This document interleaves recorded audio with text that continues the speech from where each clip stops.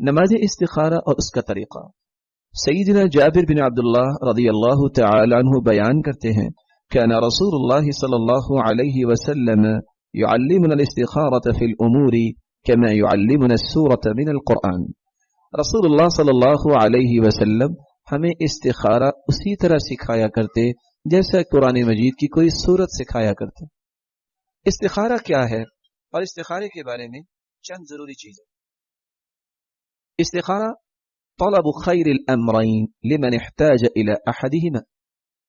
دو چیزیں جب انسان کے سامنے ہیں تو ان میں سے اچھی اور خیر والی چیز کا اللہ سے مطالبہ کرنا. کسی بھی کام کے بارے میں اللہ کی رہنمائی لینا، کسی بھی چیز کے متعلق اللہ سے مشورہ کرنا اور اللہ سے اس کی خیر اور برکت مانگنا. اس لیے علماء لکھتے ہیں صلاة رکعتین من غیر الصلاة المفروضة مع دعاء مخصوص فيه سؤال خیر فعل شیء مشروع او ترک.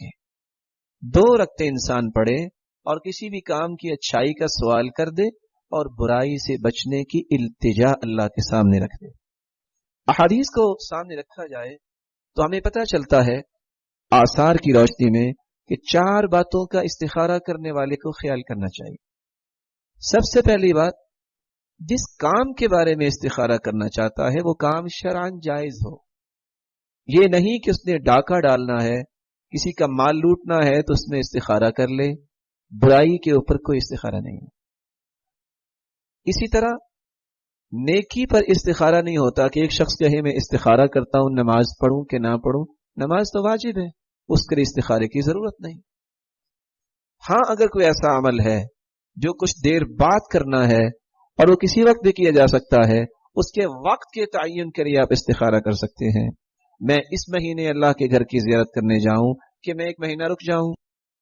میں نے اگر سفر کرنا ہے تو میں کون سی فلائٹ اختیار کروں، کیا میں ایمریٹس پہ جاؤں یا یہ ہے کہ سعودی ایئر لائنز پہ جاؤں. آپ اس طرح کا استخارہ تو کر سکتے ہیں، نیکی پہ استخارہ نہیں، کیونکہ نیکی تو کرنی ہے.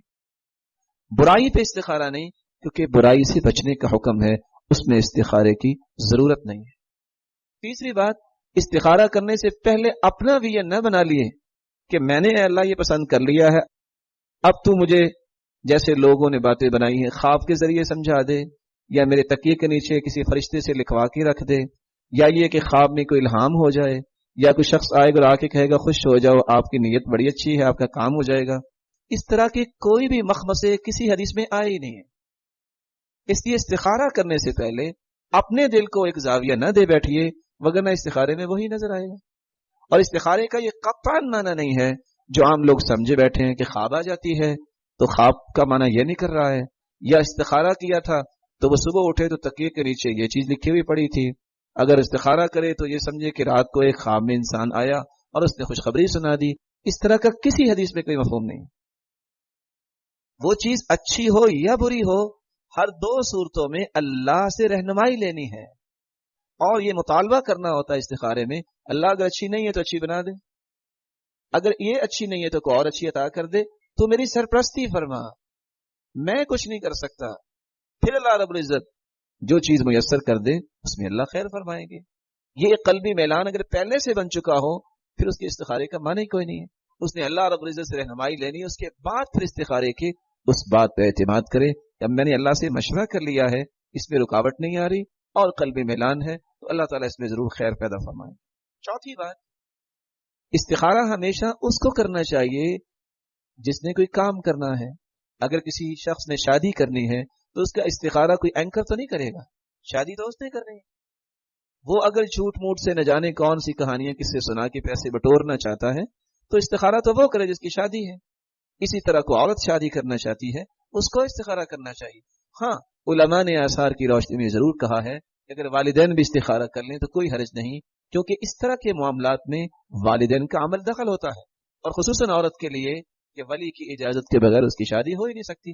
اس لیے کسی سے استخارہ کروانے کی کوئی حدیث نہیں ہے، دعا کروائی جا سکتی ہے. رسول اللہ صلی اللہ علیہ وسلم کے فرامین کو اگر دیکھا جائے، ایک روایت میں آتا ہے اذا اراد احدکم امرا، جب تم میں سے کوئی کام کرنا چاہے.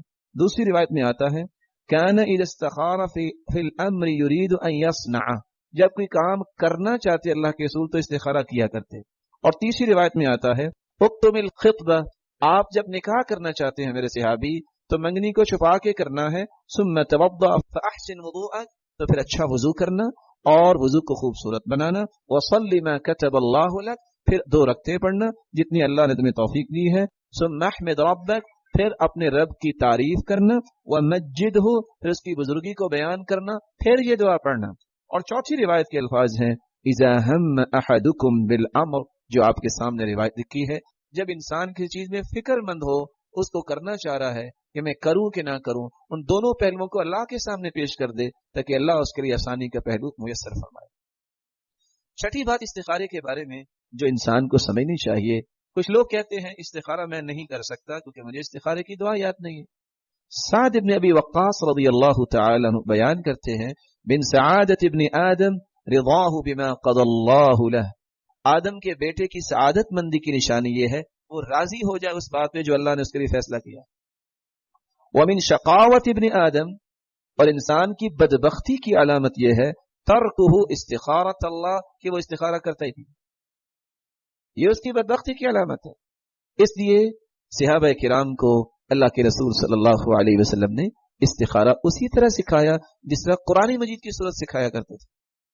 अगर एक मरतबा इस्तिखारा किया है, दिल में इत्मीनान नहीं और काम आपने कोई भी शुरू किया, सातवीं बात इस्तिखारे के मुताल्लिक, तो वहां अनस रज़ियल्लाहु तआला अन्हु की बात को याद रखा जाए, इज़ा हममत बिअम्रिन फस्तखिर रब्बक फीही 7 मर्रात, फिर 7 मरतबा इस्तिखारा करो। फिर सुम्मा अंजुर इलल्लज़ी यस्बिकु इला क़ल्बिक, फिर जो चीज आपके दिल में पैदा हो 7 मरतबा करने के बाद फ़इन्नल खैर फी, अल्लाह उसमें। और अल्लाह के रसूल सल्लल्लाहु अलैहि वसल्लम फरमाया करते इज़ा हम्म अहदुकुम बिल अम्री, जब तुम्हें किसी भी काम का फिक्र लाहिक हो, जब तुम कोई भी काम करना चाहते हो, फलियरका रकअतैन मिन गैरिल फरीज़ा, तो तुम 2 रकते पढ़ लिया करो, लेकिन ये 2 रकते फर्ज नमाज नहीं है, नवाफिल हैं। सुम्मा लियकुल, फिर नमाज 2 रकत अदा करने के बाद ये कह दे अल्लाहुम्मा इन्नी अस्तखीरुका बिइल्मिक, ऐ अल्लाह मैं तेरे इल्म के साथ इस्तिखारा करता हूँ, व अस्तक़दिरुका बिक़ुदरतिक, और तेरी कुदरत को चाहता हूँ, उसका मुतालबा करता हूँ। व अस्अलुका मिन फ़ज़लिकल अज़ीम, ऐ अल्लाह मुझे अपने फ़ज़ल अज़ीम से नवाज दे। फ़इन्नका तक़दिरु व ला अक़दिर व तअलमु व ला अअलम व अंत अल्लामुल ग़ुयूब, ऐ अल्लाह तू ही कुदरतों वाला है, मेरी कोई कुदरत नहीं। ऐ अल्लाह तू ही जानता है, मैं नहीं जानता, क्योंकि तू तो अल्लामुल ग़ुयूब है। अल्लाहुम्मा इन कुन्त तअलमु अन्न हाज़ल अम्र खैरुल ली फ़ी दीनी व मआशी व आक़िबतु अम्री, ऐ अल्लाह तू तो जानता है अगर ये काम जिसके बारे में मैं इस्तिखारा कर रहा हूँ मेरे लिए, मेरे दीन के लिए बेहतर है, मेरी मईशत के लिए बेहतर है, मेरी आखिरत के लिए बेहतर है, औ क़ाल आजिली अम्री व आजिली, मेरी इसमें जल्दी और ताखीर में हर 2 सूरतों में बेहतर है, फ़क़्दुरहु ली, तो ये मेरी किस्मत में कर दे, वयस्सिरहु ली, और इस काम को मेरे लिए आसान कर दे, सुम्मा बारिक ली फी, और फिर इस काम में मेरे लिए बरकत फरमा दे।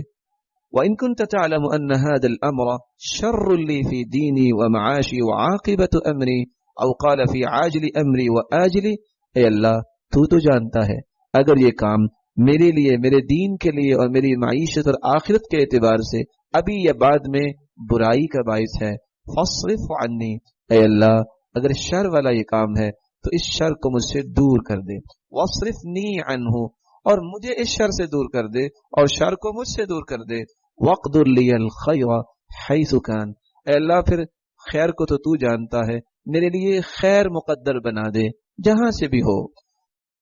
सुम्मा अर्ज़िनी भी, ऐ अल्लाह फिर उस खैर पर मुझे राजी भी फरमा दे।